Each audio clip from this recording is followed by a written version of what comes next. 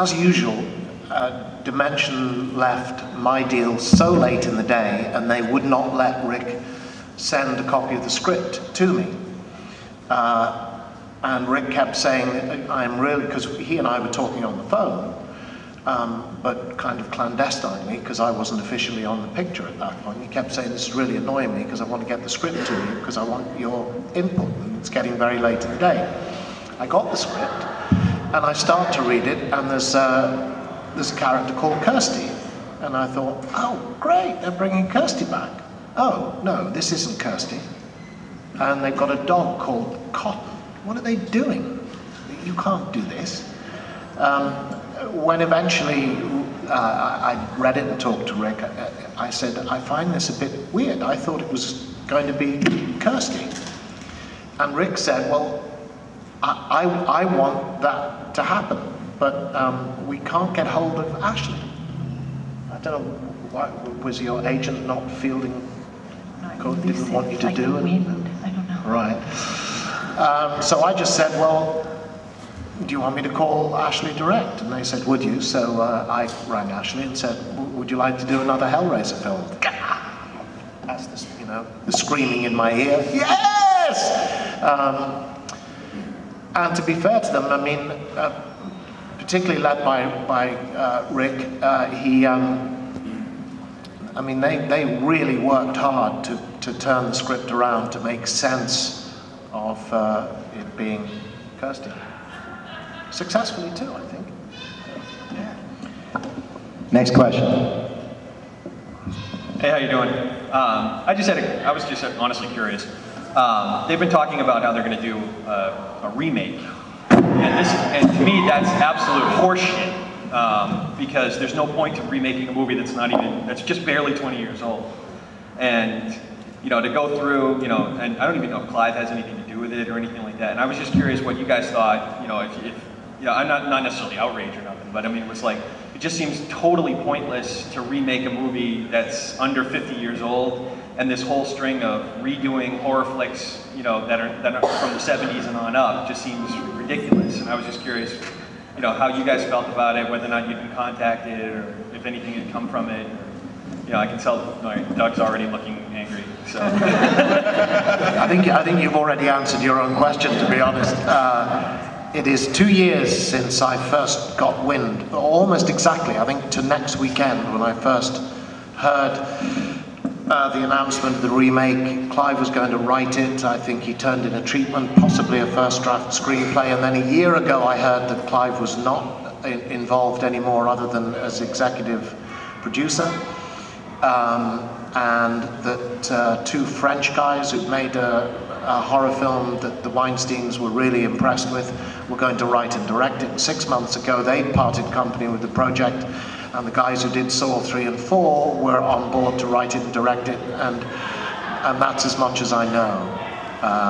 But what I'm hearing on the inside track leads me to believe that all is chaos and confusion, which surprises me not one jot where Dimension films are concerned. As far as the whole remake thing is concerned, I've said this before, I'll say it again now, in my opinion, every executive from every studio currently has their snout in the remake trough, should resign on Monday morning, because apart from the people who run Lehman Brothers, I've never come across a bigger admission of inability to do your job in my career.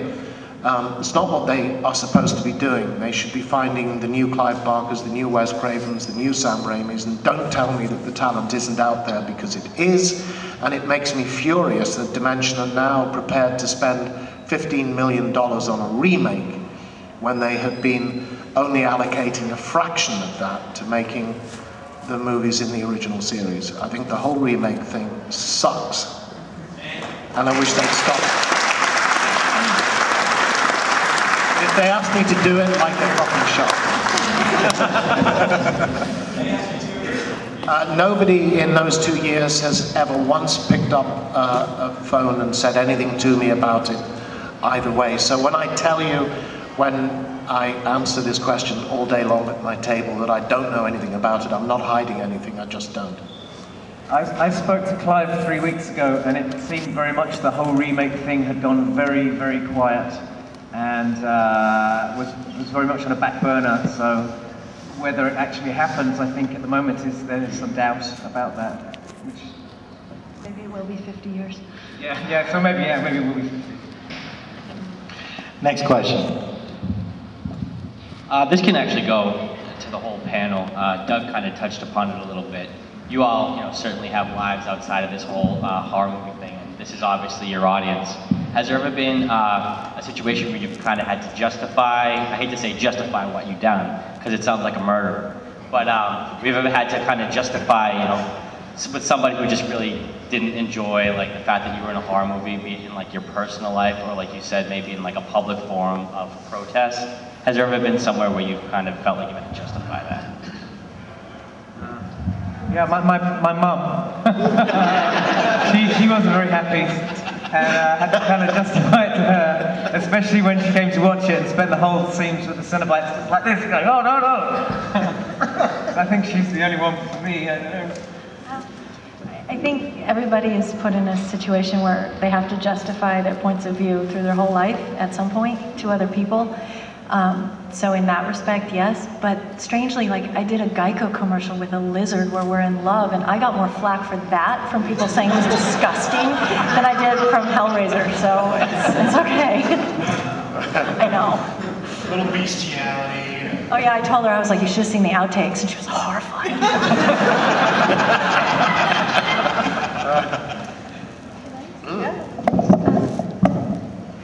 There was a program, I've mentioned this to people who come along, there was a program on British television talking about the effect of horror movies on young children.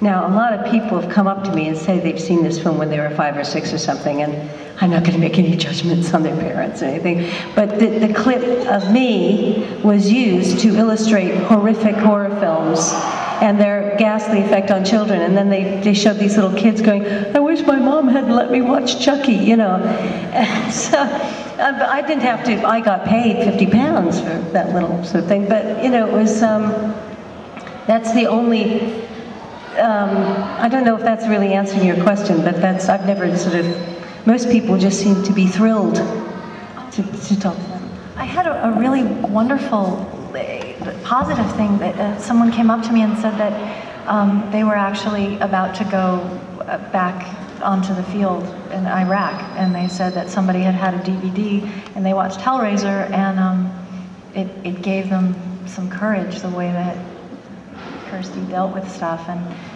like an idiot I burst into tears.